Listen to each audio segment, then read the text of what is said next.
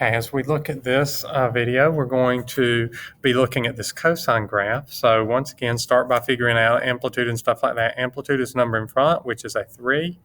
Technically, it's just a positive 3, but I'm going to write negative 3 out to the side because that is going to help us to remember that that's negative when we graph it. The period, remember I can use my value of b as 2, the number in front of the x. And then the period is always 2 pi divided by b. So 2 pi divided by 2 is, in this case, 1 pi. Midline is your vertical translation, so y equals 1. Domain for a trig graph is always all real numbers. And then range, I could wait and figure that out after I graph it, but remember, like we did on the sine, we could do our midline. 1 plus my amplitude of 3 is a max of 4. And my midline of 1 minus my amplitude of 3 is negative 2 for my min. So that might be helpful.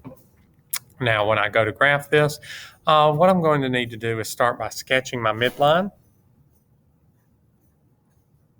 So there it is at a positive 1. And I need to go ahead and label my graph based on my period as well. So remember, I can do my 4th mark based on my period. So I'm going to call this pi.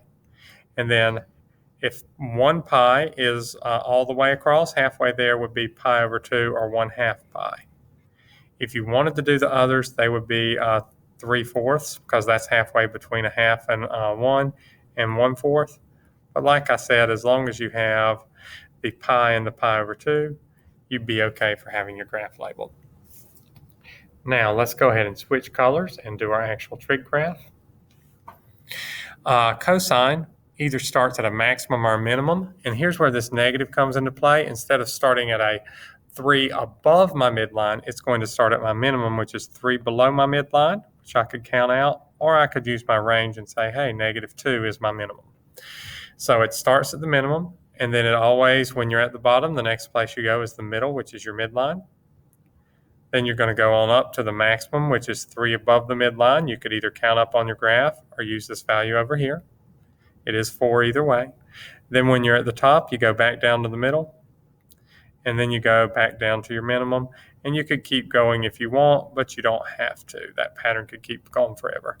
And then when you draw this graph, try to draw it something like this with little rounded hilltops and kind of going steep through the middle and rounding off and going slowly at the top of the hill and bottom of the valley, nice and rounded.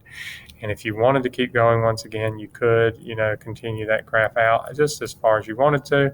But as long as you have this piece right here, you would be correct. And it's okay to just kind of use your labeling to adjust your period on your graph that way.